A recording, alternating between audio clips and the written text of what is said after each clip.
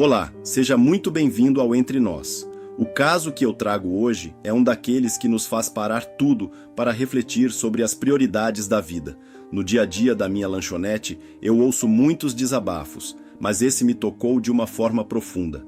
É a história de uma mulher de 70 anos, uma mãe que abriu mão de tudo, da carreira, do descanso e do próprio luto, para garantir que seus 3 filhos tivessem o melhor futuro possível. Hoje, esses filhos são doutores, pessoas de sucesso, mas parece que nesse sucesso todo não sobrou espaço para a gratidão.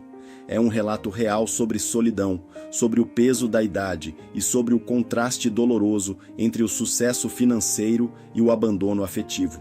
Eu convido você a ouvir com o coração aberto, porque essa pode ser a realidade de muitos vizinhos nossos, ou quem sabe, um alerta para todos nós. E agora, quem vai dar voz a essa história é a nossa querida Ana Clara.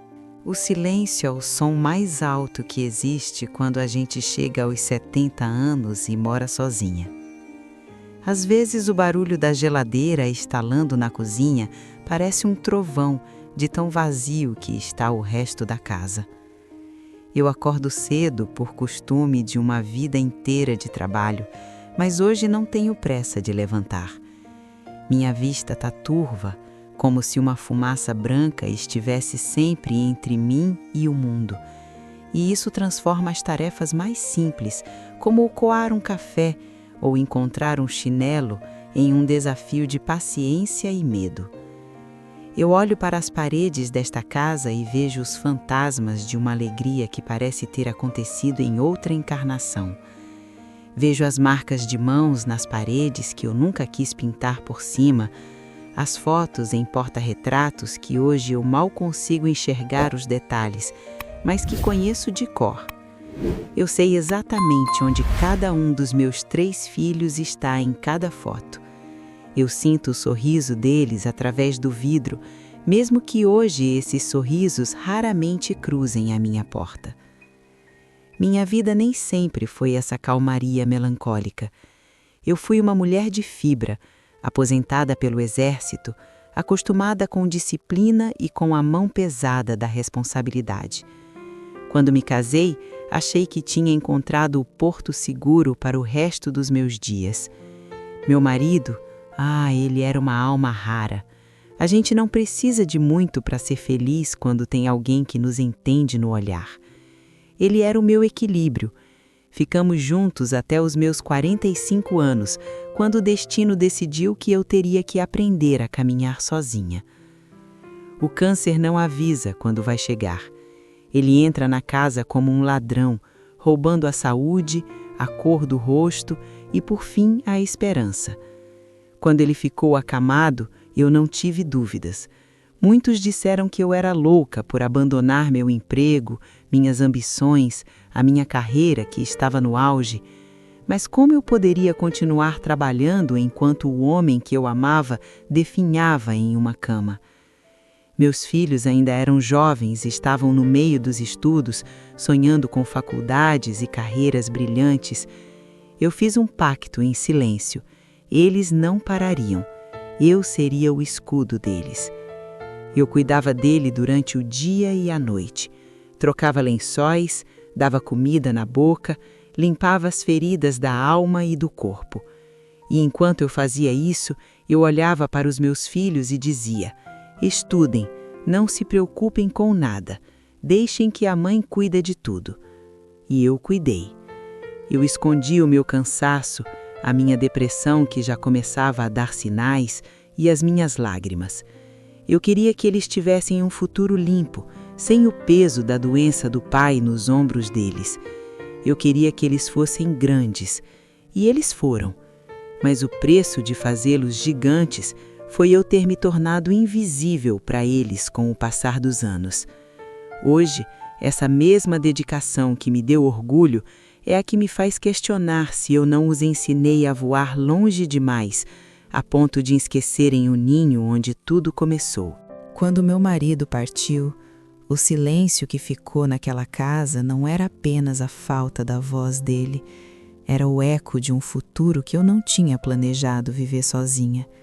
Eu tinha 45 anos, uma idade onde muitos estão colhendo os frutos da maturidade, mas eu me sentia como se tivesse sido jogada de volta ao início de uma maratona, só que sem fôlego.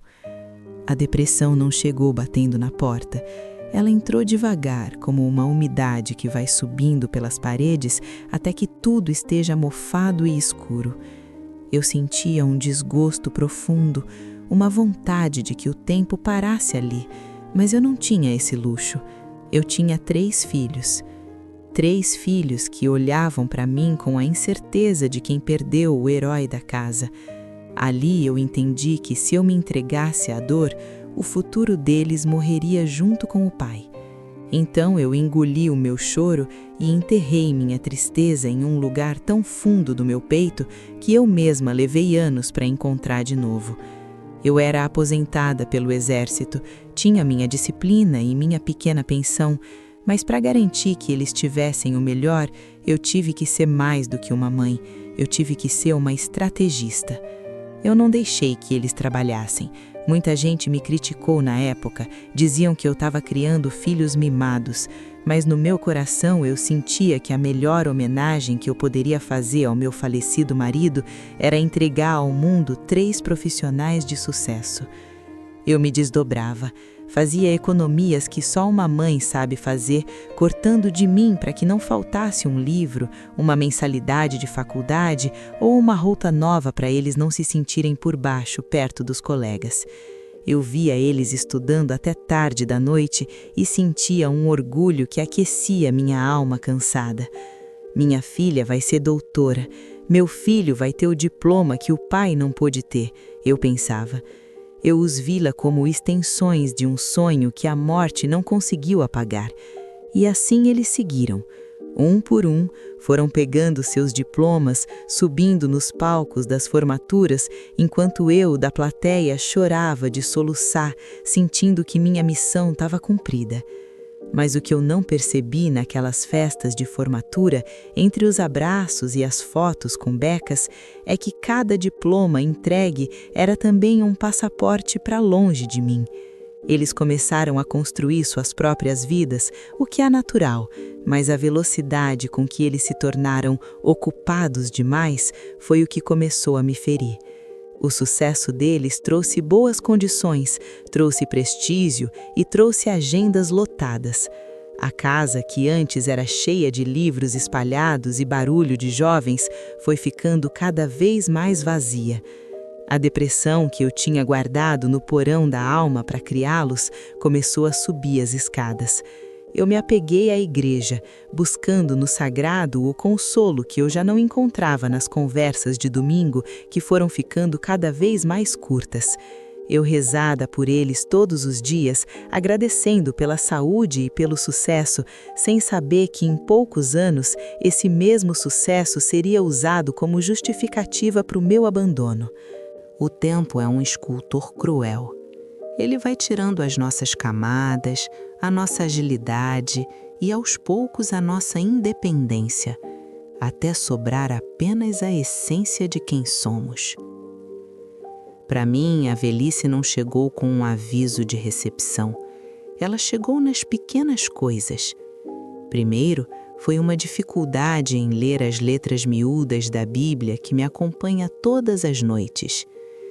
Depois, os degraus da entrada de casa pareciam ter ficado mais altos, e a distância até a igreja, que antes eu percorria em 10 minutos, começou a levar 20, 30, com paradas para retomar o fôlego. Mas o golpe mais duro foi na minha visão. Começou como uma névoa, algo que eu achei que passaria com um descanso ou um colírio novo. Mas a fumaça branca não foi embora. Ela se instalou, transformando o mundo ao meu redor em vultos e manchas de cores sem definição. Eu, que sempre fui uma mulher de comando, aposentada pelo exército, acostumada a guiar e decidir, me vi pela primeira vez dependente. É uma sensação que esmaga o peito. Você se sente como uma criança em um corpo de 70 anos, tateando as paredes para não cair, com medo de uma simples ida ao banheiro se transformar em um acidente. Foi nesse momento que eu procurei o amparo que achei que teria por direito, o dos meus filhos. Eu os criei para serem fortes, mas esqueci de ensiná-los que a força também reside na compaixão. Quando os problemas de saúde se tornaram graves demais para eu ignorar, eu liguei. Liguei esperando ouvir um "Estou indo aí, mãe", ou um "Não se preocupe, vamos cuidar disso". Mas as respostas que vieram foram como gotas de água gelada em cima de uma ferida aberta. "Mãe, eu adoraria te levar, mas tenho uma reunião inadiável". "Mãe, você não consegue pegar um táxi? Eu te mando o dinheiro". O dinheiro. Eles acham que o dinheiro substitui a presença. Eles acham que pagar a conta da farmácia quita a dívida de amor que um filho tem com quem lhe deu a vida. Eu comecei a perceber que para eles eu já não era mais a mãe que tudo provia, mas sim um compromisso na agenda que precisava ser encaixado ou resolvido. O sucesso que eu tanto batalhei para que eles tivessem se transformou na minha maior prisão, porque é esse mesmo sucesso que hoje os mantém ocupados demais para me enxergar. A solidão, então, ganhou uma nova companhia, o desgosto. Não é o desgosto de quem não gosta da vida, mas o desgosto de quem olha para trás e se pergunta onde foi que o caminho se perdeu. Eu me apeguei ainda mais à minha fé, porque na igreja, pelo menos, eu sinto que não sou um estorvo. Lá, eu sou apenas uma filha de Deus buscando conforto. Mas em casa, encarando o telefone que raramente toca por vontade própria deles, eu comecei a entender que a minha velhice seria uma batalha solitária. Eu comecei a pagar pessoas estranhas para me levarem ao médico.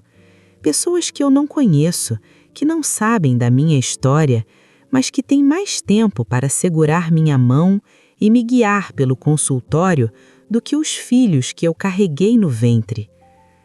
A humilhação de ter que pagar pelo cuidado que deveria ser espontâneo é uma dor que nenhum remédio para a vista consegue curar. Existe uma dor que a gente sente no corpo, mas existe uma que parece que corta o fio da nossa alma. Foi assim que eu me senti na tarde em que, numa conversa rara com os 3 presentes por vídeo no celular, eu ouvi a palavra que eu nunca imaginei que seria dita para mim: clínica. Eles estavam todos lá, com suas imagens nítidas na tela que eu mal conseguia enxergar, falando sobre a minha segurança, sobre os riscos de eu morar sozinha com a vista tão ruim e sobre como a rotina deles estava pesada. Falaram de um jeito técnico, como se estivessem decidindo o destino de um objeto que já não funciona bem e precisa de um depósito adequado. "Mãe, a senhora tem a sua aposentadoria do exército e a pensão do papai", disse um deles, com aquela voz de quem está apresentando uma solução lógica. "Esse dinheiro dá e sobra para pagar uma clínica de alto padrão, onde a senhora vai ter médicos 24 horas e pessoas para te levar a todo lugar." Naquele momento, o som da voz dele ficou abafado nos meus ouvidos. O que ele estava dizendo, na verdade, é que o meu dinheiro poderia comprar o cuidado que eles não queriam me dar. Eles estavam sugerindo que eu pegasse os frutos de toda uma vida de sacrifício, o dinheiro que eu ajudei a poupar para que eles tivessem tudo, e usasse para me retirar da vida deles, para que eu deixasse de ser uma preocupação ou um peso na consciência de cada um. Eu olhei para aquelas imagens borradas no telefone e senti um frio que nem o sol do meio-dia conseguiria aquecer. Eles falaram da clínica como se fosse um hotel de luxo, mas para mim soava como um exílio, como um lugar onde se coloca quem já não tem utilidade. Eu me lembrei de quando o pai deles ficou acamado. Eu não procurei uma clínica, eu não procurei um abrigo, eu procurei força no meu amor para cuidar dele dentro da nossa casa, no nosso cheiro, com as nossas lembranças. Eu dei a ele dignidade até o último batimento cardíaco. E agora, os frutos desse mesmo amor estavam me dizendo que a solução para minha velhice era me pagar para morar com estranhos. O desgosto que tomou conta de mim naquela hora foi tão grande que eu nem consegui discutir. Eu apenas ouvi, em silêncio, enquanto eles faziam planos sobre a minha vida, sobre a minha casa e sobre o meu dinheiro. É uma ironia amarga, e eu os ensinei a serem tão práticos e eficientes em suas carreiras que eles aprenderam a aplicar essa mesma eficiência fria na própria mãe. Para eles, eu sou um problema de logística que o dinheiro pode resolver. Eles se formaram em grandes universidades, ocupam cargos importantes, mas parecem ter se esquecido da lição mais básica que eu tentei ensinar no balcão da nossa cozinha. A de que família não se resolve com boleto bancário, se resolve com presença. Saí daquela conversa sentindo que a minha vista não era a única coisa que estava escurecendo. A minha esperança neles também estava se apagando. Hoje minha rotina é um calendário de pagamentos. Eu pago para me levarem ao banco, pago para me ajudarem com as compras e o que mais dói, eu pago para alguém me dar o braço e me levar ao médico. São pessoas bondosas, não posso negar. Muitas vezes essas moças que eu contrato acabam sabendo mais da minha vida, das minhas dores nas juntas e da minha saudade do que os meus próprios filhos. É uma ironia cortante. Eu tenho 3 herdeiros de sangue, bem-sucedidos e com carros importados na garagem, mas quem abre a porta do carro para mim na porta da clínica é uma desconhecida que eu pago por hora. Elas me tratam com um carinho profissional, mas eu sinto falta do carinho que nasce da convivência, daquele que não precisa de um recibo no final do dia. Toda vez que eu entro num consultório acompanhada por uma dessas moças, eu vejo outras senhoras chegando com seus filhos ou netos. Eu vejo o jeito que eles as seguram, as brincadeiras que fazem para distrair da espera, e o meu coração se aperta tanto que chega a faltar o ar. Eu abaixo a cabeça, finjo que estou procurando algo na bolsa, só para não deixar transparecer a inveja santa que eu sinto daquela cena. Meus filhos dizem que facilitam a minha vida depositando dinheiro na minha conta, mas o que eles não entendem é que o dinheiro não segura a minha mão quando o médico dá uma notícia ruim. O dinheiro não me pergunta se eu dormi bem ou se a luz do sol está incomodando os meus olhos. O dinheiro é frio e a solidão que ele compra é ainda mais gelada. O único lugar onde essa frieza não me alcança é dentro da igreja. Quando eu cruzo aquele portal, o cheiro do incenso e o som do coro parecem abraçar a minha alma. Lá eu não sou a senhora aposentada que mora sozinha, eu sou apenas mais uma fiel buscando um pouco de paz. A depressão que tenta me afogar todos os dias quando eu acordo e vejo a casa vazia, parece perder as forças diante do altar. Eu me sento lá no fundo, onde a luz dos vitrais chega mais suave, e converso com Deus como se Ele fosse o marido que eu perdi. Eu peço perdão por sentir esse desgosto pelos meus filhos, porque no fundo eu me sinto culpada. Eu me pergunto se eu não os amei demais, se não facilitei tanto a vida deles que acabei atrofiando o músculo da gratidão em seus corações. Às vezes eu fico observando as famílias na missa, os filhos ajudando os pais idosos a se ajoelharem, a comunhão feita em conjunto, e eu ali, sozinha no meu banco de madeira, segurando o meu terço como se fosse a única âncora que me impede de ser levada pela correnteza do abandono. A igreja foi o que me manteve de pé todos esses anos de viuvez e silêncio. Se não fosse a minha fé, eu acho que já teria me entregado a esse convite para a clínica só para não ter que encarar o vazio das minhas paredes. Mas enquanto eu tiver forças para caminhar até o Santíssimo, eu vou lutar. Eu vou lutar contra essa ideia de ser escondida num quarto de luxo, longe dos meus santos e das minhas lembranças. A minha fé é gratuita. Ela não me cobra por hora para me ouvir chorar. E é nela que eu encontro a dignidade que o sucesso dos meus filhos parece ter esquecido de me dar. Às vezes eu fico olhando para o meu celular como se ele fosse um monstro silencioso em cima da mesa. Eu ensaio o que vou dizer. Respiro fundo e tento deixar a minha voz soar o mais leve possível, para não parecer que estou cobrando nada. Oi, meu filho, como você tá? A mãe só ligou para saber se você consegue me levar no oftalmologista na terça-feira. Do outro lado, o silêncio de 2 segundos antes da resposta já me entrega a facada no peito. Eu sinto o suspiro de impaciência antes mesmo de ele começar a falar. Mãe, terça eu tenho uma audiência. Ou, mãe, terça eu tenho cirurgia. Ou, mãe, eu vou estar viajando a negócios. As desculpas são sempre legítimas, revestidas de uma importância que eu mesma ajudei a construir. Eu os ensinei a serem os melhores, a não faltarem aos compromissos, a serem pilares em suas profissões. O problema é que na estrutura que eles montaram para as próprias vidas, não sobrou um tijolo sequer para o alicerce que sou eu. Eles falam comigo como se estivessem dando um comando para um funcionário. Pede para a moça que te acompanha chamar um carro por aplicativo. Eu faço o Pix agora mesmo.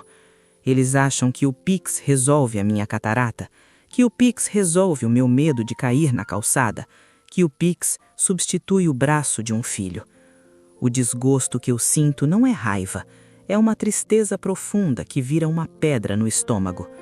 Eu desligo o telefone e fico ali, parada, com a vista embaçada, sentindo que eu sou uma interrupção na vida gloriosa que eles levam.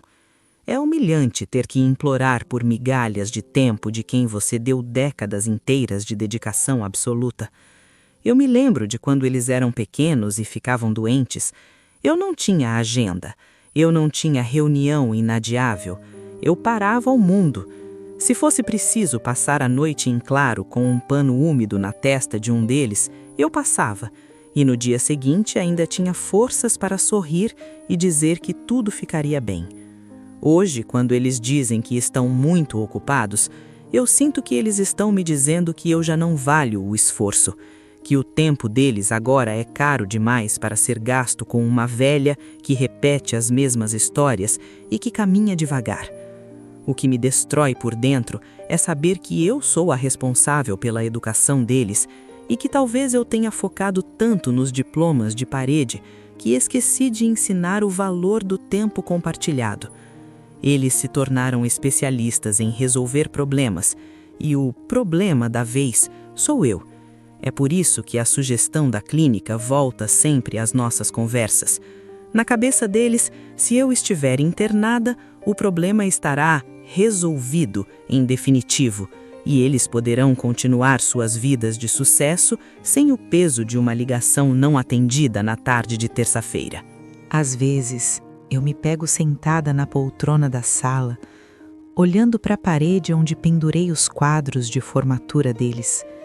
3 diplomas emoldurados, com letras douradas que brilham mesmo sob a minha vista cansada.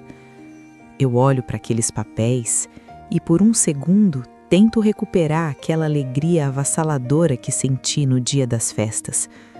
Mas hoje, o brilho do ouro parece falso. Aqueles diplomas que eu ajudei a pagar com cada centavo da minha economia e com cada gota do meu suor, parecem hoje as lápides de uma relação que morreu.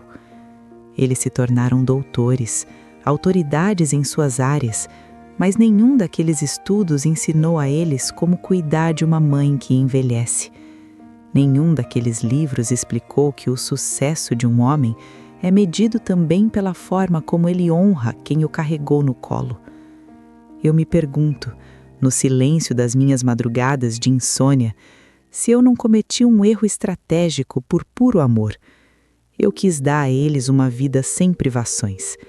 Eu quis que eles tivessem o que eu e o pai deles nunca tivemos, a chance de apenas estudar, sem ter que dividir o tempo com o balcão de uma lanchonete ou com o trabalho pesado. Mas ao remover todas as pedras do caminho deles, talvez eu tenha removido também a oportunidade deles aprenderem o que é o sacrifício pelo outro. Eu os protegi tanto do sofrimento que agora eles não sabem lidar com o meu. Eles veem a minha velhice como uma falha no sistema, algo que precisa ser consertado ou escondido, e não como uma etapa natural da vida que exige paciência e presença. O sucesso financeiro deles é a minha maior ironia. Eles têm casas lindas, com quartos de hóspedes que permanecem vazios, enquanto planejam o meu quarto em uma clínica de repouso. Eles viajam o mundo, conhecem culturas diferentes, mas não conseguem atravessar a cidade para tomar um café comigo numa tarde de domingo. O dinheiro que sobra na conta deles é o mesmo que falta no nosso relacionamento. Eu vejo as postagens deles na internet, sorrindo em eventos, sendo premiados, e o mundo os aplaude. O mundo vê filhos exemplares, cidadãos de sucesso, mas eu, que conheço os bastidores, vejo apenas estranhos que usam o meu sangue e o meu sobrenome, mas que não conhecem mais o som da minha risada ou a cor da minha tristeza. O desgosto que eu carrego hoje é o de saber que a minha missão foi cumprida pela metade. Eu formei os profissionais, mas não consegui terminar de formar os seres humanos. E agora é tarde demais para dar lições de moral. A gente não ensina gratidão para quem já se acha autossuficiente.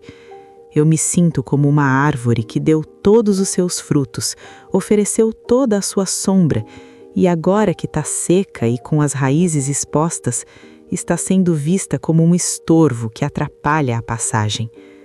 O que me mantém de pé é a oração, pedindo a Deus que não permita que esse desgosto se transforme em ódio.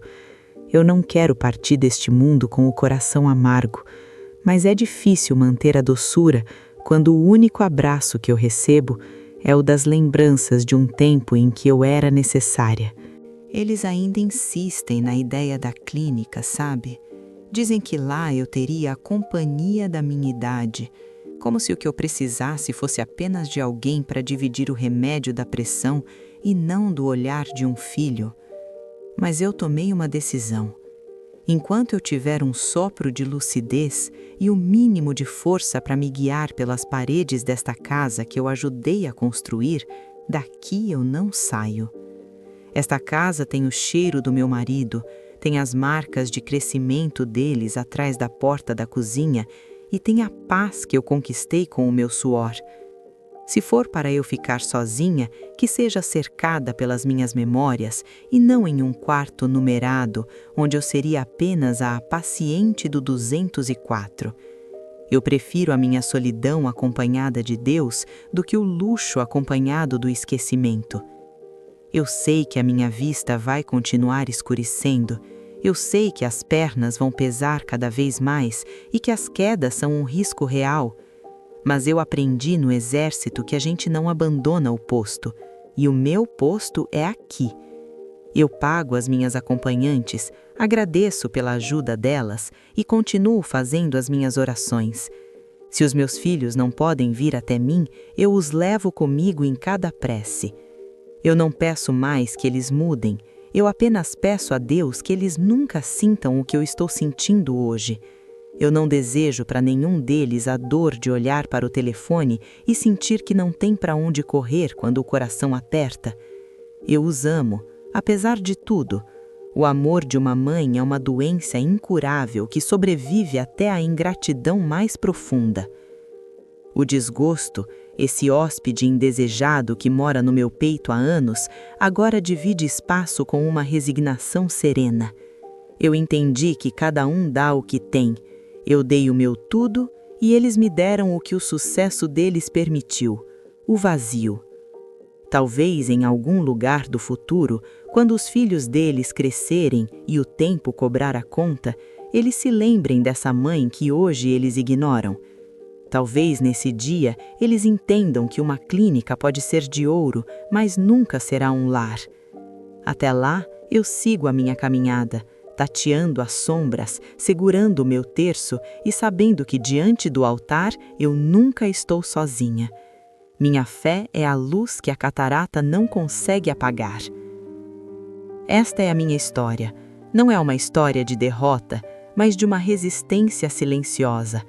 Eu venci a viuvez, venci a dificuldade financeira para formar 3 doutores e agora estou vencendo a solidão, um dia de cada vez. A vida me tirou muita coisa, tirou meu marido, tirou minha visão e tirou a presença dos meus filhos, mas a vida não conseguiu tirar a minha dignidade e a certeza de que eu fiz a minha parte. Se o mundo hoje valoriza apenas quem produz e quem é jovem, eu prefiro ficar com o valor de quem sabe o que é amar sem medidas. Eu termino meu dia assim, com a casa em silêncio, mas com a consciência tranquila. E para quem está ouvindo, eu só deixo uma pergunta: o que você está fazendo com o tempo de quem dedicou a vida inteira a você? É muito difícil não sentir um nó na garganta depois de ouvir um desabafo desses, não é? O que mais me impressiona nessa história é perceber que, para esses filhos, a mãe virou uma questão de logística. Eles oferecem o dinheiro, oferecem a clínica, oferecem o Pix, mas negam o que ela mais precisa, o tempo e o afeto. Muitas vezes, a gente se ocupa tanto em dar o melhor para as pessoas que ama, que esquece que o melhor de nós é simplesmente a nossa presença. Essa senhora, mesmo com a vista cansada, enxerga a ingratidão com uma clareza que os filhos, com todos os seus diplomas, parecem ter perdido. Eu queria deixar um pensamento para você que nos acompanhou até aqui. O sucesso que afasta você da sua família não é sucesso, é perda. Valorize quem segurou a sua mão quando você não sabia caminhar, porque um dia o ciclo se fecha e será você quem terá que segurar a mão deles. Se você tem uma história de vida ou um desabafo que também precisa ser ouvido, o meu e-mail está aqui embaixo, fixado no primeiro comentário. Vamos conversar. Muito obrigado mesmo de coração pela sua companhia e a gente se vê no próximo Entre Nós.